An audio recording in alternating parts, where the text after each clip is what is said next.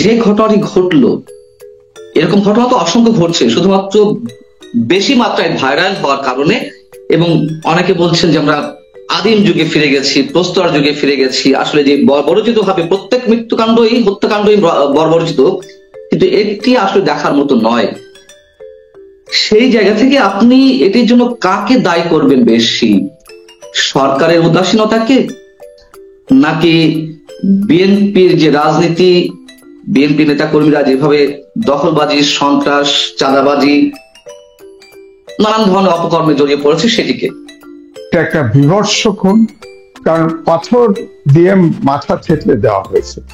এরকম ভাবে খুন আমরা অন্তত মধ্যযুগে, এই আধুনিক যুগে, এমনকি শেখ হাসিনার সময় দেখি না এইভাবে পাথর দিয়ে, পাথরের টুকরা দিয়ে তার মাথা থেতলে দেওয়া হয়। এবং র্যাব বলছে যে এটা ব্যবসায়িক দ্বন্দ্ব, এটা চাঁদাবাজি ইস্যু না। এবং কালকেও তারেক রহমান বলেছে যিনি খুনি তাকে এখনো আসামি করা হয়নি, তাকে গ্রেপ্তার করা হয়নি। এখানে বিএনপির সমর্থকদের গ্রেপ্তার করা হয়েছে। সুতরাং এই প্রশ্নের তো জবাব লাগবে, কারণ তিনি তো, তার কাছে তো খবর যায়। সুতরাং এটা কেন ঘটল? এখানে স্বাভাবিকভাবে এখন দায়িত্ব পড়েছে পুলিশের উপর, যে পুলিশ এটা তদন্ত করে, যে আপনার প্রকৃতপক্ষে খালি বিএনপির সদস্যদের গ্রেপ্তার করলো, যে আসামিটা তাকে হত্যা করল, যে ব্যক্তিটা, একটি ব্যক্তিকে তাকে আসামি করা হয়নি, তার বিরুদ্ধে মামলাও হয়নি, তাকে গ্রেপ্তারও করা হয়নি। এই অভিযোগ বিএনপির ভারপ্রাপ্ত চেয়ারম্যান উত্থাপন করেছে। এবং এটা আমি এই জন্য আমি বলছি, এইটা ভাইরাল হলো, এটা বাইরে মিছিল হয়েছে এবং তারেক রহমানের বিরুদ্ধে মিছিল করা হয়েছে। এটার কারণটা কি? এই উৎসবমূলক কিন্তু অনেক প্রশ্ন উদ্ভব ঘটেছে। কালকেও আমি দুটো টেলিভিশনে ছিলাম, আমি কথা বলতেছি, সেখানে আমি তো বলেছি যে এটা চাঁদাবাজি করেছে, এটার বিএনপির থেকে বিচার চেয়েছে, এটার বিচার করতে হবে, আবার তদন্ত করে। কারণ বিএনপি কাউকে বলেছে, তারেক রহমান বলেছে, রিজভী আহমেদ বলেছে যে দোষী, তার বিচার করতে হবে। কিন্তু এখন তো নানান সূত্র বেরোচ্ছে, এটা কি দেশকে ডিস্টেবিলাইজ করার জন্য, নির্বাচনকে পিছিয়ে দেওয়ার জন্য, নাকি বিএনপি কে কেউ বলে 2 কেউ মানে 3 থিওরির জন্য? এই প্রশ্নগুলির কিন্তু প্রকৃত দোষী, যেটা ভারপ্রাপ্ত চেয়ারম্যান যেটা বলেছেন, অভিযোগ তুলেছেন কালকে, যে প্রকৃত যে খুনি তাকে গ্রেপ্তার করা হয়নি, তার বিরুদ্ধে মামলাও দেওয়া হয়নি।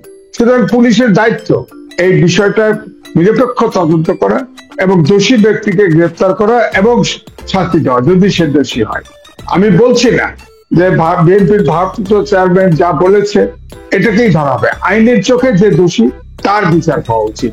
তবে আমার কাছে আজকে মনে হয়েছে, কালকের পরেই আমার কাছে মনে হয়েছে এখানে বাইরের হাত আছে। এই ঘটনার সাথে সরকার ইনভলভ আছে এবং সরকারেরও একটা সেকশন ইনভলভ আছে এবং বাইরের শক্তি ইনভলভ আছে। এই ঘটনাটি আমার মনে হয় এই দেশকে ডিস্টেবিলাইজ করার এটা একটা প্রচেষ্টা হতে পারে। সুতরাং এটা প্রকৃত তদন্ত হওয়া উচিত এবং দোষী ব্যক্তিদের কঠোর শাস্তি দেওয়া উচিত। এবং আইন উপদেষ্টা বলেছে এটা ট্রাইব্যুনালে বিচার হবে এবং হওয়া উচিত। এবং এই মার্ডার যেভাবে করেছে, মধ্যযুগীয় কায়দায় খুন করেছে, যারা খুনি তাদের প্রত্যেকের কঠোর শাস্তি হওয়া উচিত, যাতে করে ভবিষ্যতে বাংলাদেশে কঠোর শাস্তি অবশ্যই আমরা প্রত্যেকে আশা করি, কিন্তু সেই আশাগুলো সবসময় পূরণ হয় না। ধরে নিলাম কঠোর শাস্তি হলো, কিন্তু এর ভেতরের যে ডিজাইন, এর ভেতরের যে প্ল্যানিং, আপনি নিজেও বলছেন সরকারের একটি অংশ জড়িত, বাইরের শক্তি জড়িত। আমি সেই প্রশ্নে আসবো, তার আগে তারেক রহমান আরো একটি প্রশ্ন তুলেছেন যে একই সাথে একদিন অন্তর খুলনাতে যুব দলের এক কর্মীকে গুলি করে হত্যা করার পরে পায়ের রক কেটে হত্যা নিশ্চিত করা হলো, সেটি তো তেমন কোনো আলোচনা আসছে না। মানে এটিতে বিএনপিকে সরাসরি জড়িয়ে দেওয়া হচ্ছে, অথচ বিএনপির নেতাকে বা কর্মীকে হত্যা করা হলো, সেটি নিয়ে তেমন কোনো আলোচনা আসছে না। এটিও সিগনিফিকেন্ট কিনা? না, সিগনিফিকেন্ট তো বটে। সে উদাহরণ দিয়েছে, খুলনায় মৃত নিশ্চিত করার জন্য তার রক কাটা হয়েছে। আপনি বলেন রক কাটা কারা কাটে, কারা কেটেছে, ইতিহাস তাদের আছে। আমি যমুনা টিভিতে দেখেছি যে দলের প্রধানকে নিয়ে ইন্টারভিউ করছে, সেখানে বলা হয়েছে যে আপনারা রক কাটা অস্বীকার করেন, আমার কাছে তো ভিডিও, আমার কাছে তো এটা প্রমাণ আছে। আপনারা বলেছেন প্রমাণ দেন, প্রমাণ ছেলে হাজির করেছে, প্রমাণ হাজির করেছে, তখন তিনি নানান এদিক ওদিক কথা বলেছেন। সুতরাং এটার তো বিচার হলো না, রক কাটলো কে, এখনো বিচার হচ্ছে না। এই জন্য এটা কেন এত ভাইরাল হলো, রংপুরে কেন এত বড় মিছিল হলো, ঢাকার বিরুদ্ধে কেন মিছিল বেরোলো, এটার সাথে লিঙ্কটা কি? তার মানেই আমি বলছি যে আমাদের দেশটাকে ডিস্টেবিলাইজ করা অথবা নির্বাচন পিছিয়ে দেওয়ার মতো উপসর্গ তৈরি করা, বহিঃশক্তির হস্তক্ষেপ, অনেক কিছু এর ভেতরে আছে এবং এখানে অবশ্যই সরকার ইনভলভ আছে। নইলে মামলা করলো, মামলা গ্রেপ্তার হলো, প্রধান আসামি কেন গ্রেপ্তার হলো? এবং খুলনার যেটা উদাহরণ আপনি দিলেন, রক কেটে হত্যা করা হলো, তারও কোনো কুল কিনারা হলো না, সেটাও ভাইরাল হলো, সেটা নিয়েও কোনো মিছিল হলো না, কেন হলো না? সুতরাং এগুলো অবশ্যই এই অনেকগুলো প্রশ্নের এখানে মীমাংসা পাওয়ার জন্য দেশে যদি নির্বাচন চায়, দেশে যদি গণতন্ত্র রক্ষা করতে চায়, ফেসিবাদী শাসন থেকে যদি দেশকে মুক্ত রাখতে চায়, তাহলে এই দুটি ঘটনার প্রকৃত বিচার হতে হবে। এবং বিএনপির পক্ষ থেকে বলেছে যে, আমি আজকেও দেখেছি রাত্রে আবার বিএনপি অফিসের সামনে ককটেল ফুটেছে, হ্যাঁ, সাথে সাথে রিজভী আহমেদ তার প্রেস কনফারেন্স করে বলেছে যে এটা ভয় দেখানো হচ্ছে। হতে পারে, কাকতালীয় হতে পারে না, কারণ হচ্ছে ওই ঘটনাটা ঘটনার সামনে বিএনপি অফিসের সামনে কেন ককটেল ফোটানো হবে? সুতরাং এটাও তদন্ত হোক, কে ককটেল ফোটালো, কেন, কোন দিকে দেশটাকে নিতে চায়, এটা তো পরিষ্কার হতে হবে। আমি কিন্তু এটাকে একটা অমিনিয়াস সাইন দেখি, সহজভাবে বিষয়টাকে আমি দেখছি না। খুলনার ঘটনা এবং মিটফোর্ড হসপিটালের সামনের দুটা হত্যাকাণ্ড, এই দুটা হত্যাকাণ্ডকে স্বাভাবিকভাবে দেখছি না। আমার কাছে মনে হচ্ছে আরো হত্যাকাণ্ড ঘটতে থাকবে, দেশটাকে ডিস্টেবিলাইজ করা অথবা নির্বাচন যাতে না হয় এমন পরিস্থিতি তৈরি করা, অথবা কারো হাতে ক্ষমতা তুলে দেওয়ার জন্য একটা ষড়যন্ত্রের অংশ হিসেবে দেখছি। আমি যে প্রশ্নটা করতে চাচ্ছিলাম তার উত্তর আপনি এরই মধ্যে দিয়ে দিয়েছেন, তারপরও আরো একটু সুনির্দিষ্টভাবে করি। বিদেশি শক্তি জড়িত, সরকার ইনভলভড, নির্বাচন প্রলম্বিত করা, সেই জায়গা থেকে যদি আমি সরাসরি প্রশ্ন করি যে নির্বাচন প্রলম্বিত করা একটি প্রক্রিয়া, এবং নাকি আমরা শুরু থেকে যে -2 ফর্মুলা কথা বলে আসছি, আওয়ামী লীগ তো অটোমেটিক্যালি মাইনাস হয়ে গেছে আপাতত এখন পর্যন্ত যেটি দেখা যাচ্ছে, এবং বিএনপিকেও সেভাবে মাইনাস করা তৃতীয় কোন শক্তি, যে শক্তিটাকে আমরা সবসময় ভয় পাই, সেই শক্তি ক্ষমতায় বসানোর জন্যই এই ধরনের ম্যাটিকুলাস ডিজাইন কিনা?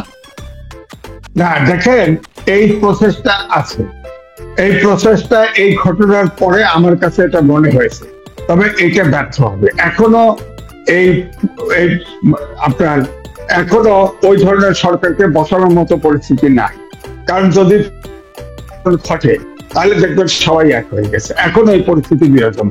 সুতরাং এখনই এটা না, কিন্তু আমার কাছে মনে হয়েছে যে সরকারের এটা ডিজাইন, কোন পরাশক্তির কোনো কিছু ডিজাইন, সেটাকে বাস্তবায়ন করার জন্য এই ঘটনাটি ঘটানো হচ্ছে। তাহলে নাইলে কেন দুটি বিচার একইভাবে হচ্ছে, কেন মূল আসামি গ্রেপ্তার হচ্ছেন? স্বাভাবিক প্রশ্ন। তাহলে কি এটা সরকার কি অন্য শক্তির সাথে সম্পর্ক রেখে এই ঘটনাটি ঘটাচ্ছে? কেন দায় স্বীকার করে পরপর দুটি বড় বড় ঘটনা ঘটলো?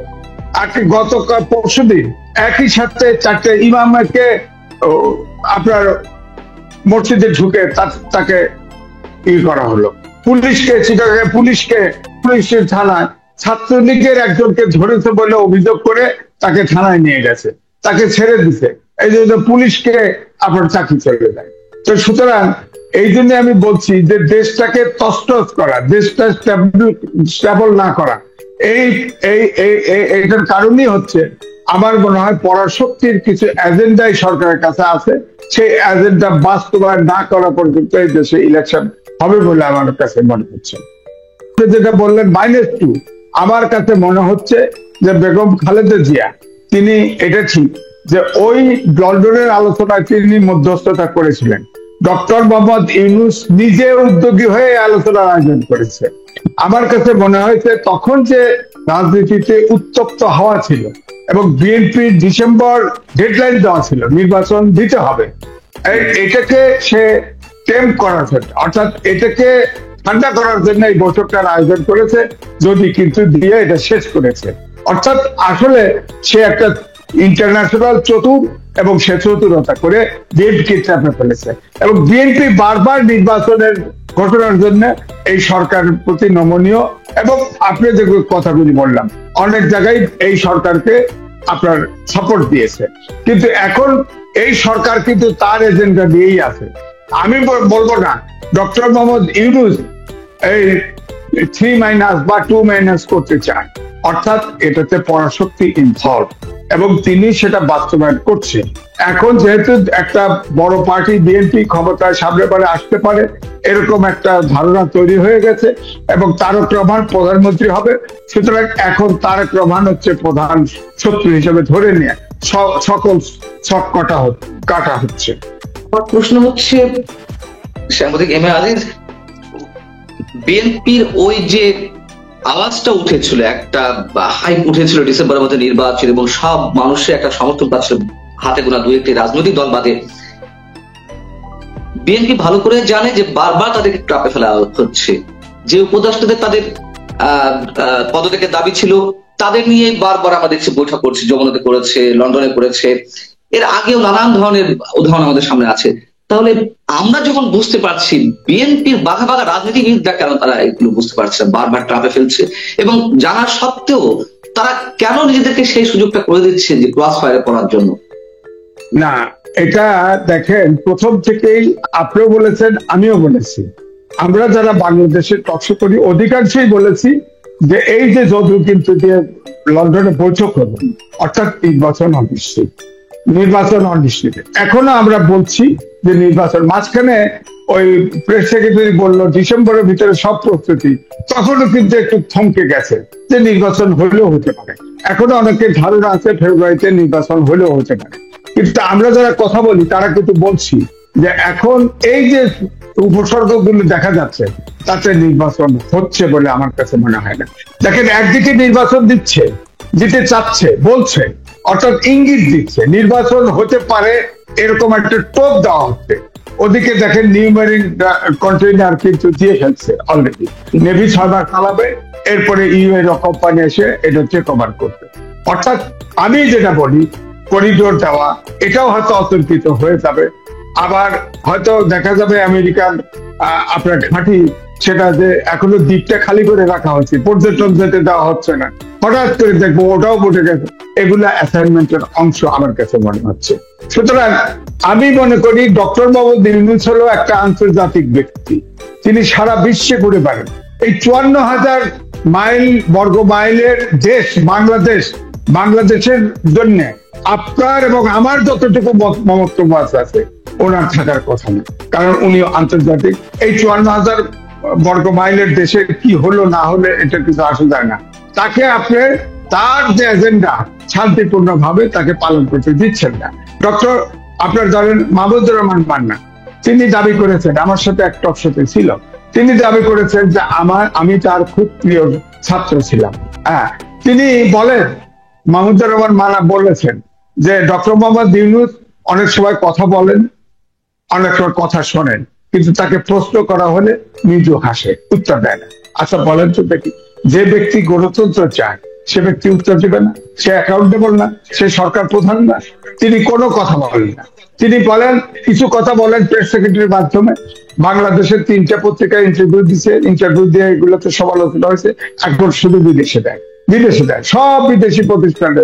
অর্থাৎ বাংলাদেশের কোনো কিছুতে উনি বিশ্বাস করেন বলে মনে হচ্ছে না, আমার কাছে মনে হচ্ছে না। তিনি মুক্তিযুদ্ধ থেকে শুরু করে ভাষা আন্দোলন থেকে শুরু করে কোনো কিছুতে তার অংশগ্রহণ নাই। সুতরাং তার স্টেক আপনার স্টেক আর আমার স্টেক একটা। তিনি এখন এই যে ওই যে দেখেন না, যখন এই বলা হলো প্রেস সেক্রেটারি বললো ডিসেম্বরের ভিতরে সকল নির্বাচনের প্রস্তুতি নেওয়া, তখন সবাই ধারণা করলো যে ফেব্রুয়ারিতে ইলেকশন হবে। তখন কিন্তু এনসিপির এক নেত্রী বলেছিল, সামান্তা, তিনি বলেছেন ওনার বিরুদ্ধে কেস কানেকশন আসছিল, এগুলো উঠায় নিয়ে এখন উনি নির্বাচন দিয়ে দিবে, আমাদের অমক অমক জিনিস না দিলে নির্বাচন হবে না বললো। অর্থাৎ মানুষের মনের ভিতরের কথা তো আপনি চেক দিতে পারবেন না। এখন আপনি 6 মাসের জেল ছিল, আপনার অনেকগুলো দুর্নীতির মামলা ছিল, দুটো তিনটা, আপনার সরকারে বসে আপনি এগুলো উদ্যোগ করেছেন। এই নৈতিক কারণে কি আপনার সরকার প্রধান হতে পারেন? আপনার মামলা ছিল, আপনার 6 মাসের জেল ছিল, কিন্তু আপনি হয়েছেন। এই দেশের সকলে মেনে নিয়েছে, কিন্তু আপনার এত চতুরতা তো মানা যাবে না। আপনার যতগুলো এই সরকারের মধ্যে 17 জন আছে বিদেশি নাগরিক এবং প্রবাসী, 17 জন। আমি এটার নাম দিয়েছি, এটা আন্তর্জাতিক সরকার। তিনি কি হবে বলেন? আপনি ধাওয়া দিবেন, ওরা প্লেনে উঠে যার দেশে চলে যাবে, আপনার তো সমস্যা নেই, আপনি আমি তো যেতে পারবো না। আমাকে এখানে বসেই এটা কথা বলতে হবে। সুতরাং এই জন্যই বলছি যে আপনার সার্কামস্টেন্স সবকিছু ইয়ে করেন। আমি মনে করবো দেশ এখন দুর্যোগের মধ্যে আছে। দেশ কোথায় যায় আরো কিছুদিন অপেক্ষা করতে হবে, তবে দেশে শান্তি আসবে না। আমরা 5ই আগস্টে ছাত্র জনতার জীবন দিয়েছে, আমরা ভাবছিলাম দেশটা গণতন্ত্রের উত্তরণ ঘটবে, কিন্তু সেই পথে দেশ এখন হাঁটছে বলে মনে হচ্ছে না। একটি প্রশ্ন যে বিএনপি তো নিশ্চয়ই কোনোভাবে দায় এড়াতে পারে না। সারা দেশে বিএনপি নেতা কর্মীদের যে সন্ত্রাস, চাঁদাবাজি, দখলবাজি, খুন, পাল্টা খুন, এইসব কর্মকাণ্ডে জড়িয়ে পড়েছে, সেই জায়গা থেকে বিএনপি পক্ষ থেকে কয়েক হাজার, সম্ভবত 10,000-এরও বেশি নেতা কর্মীকে বহিষ্কার করা হয়েছে, কিন্তু এটি তো তাদের কাছে কোনো মেসেজ না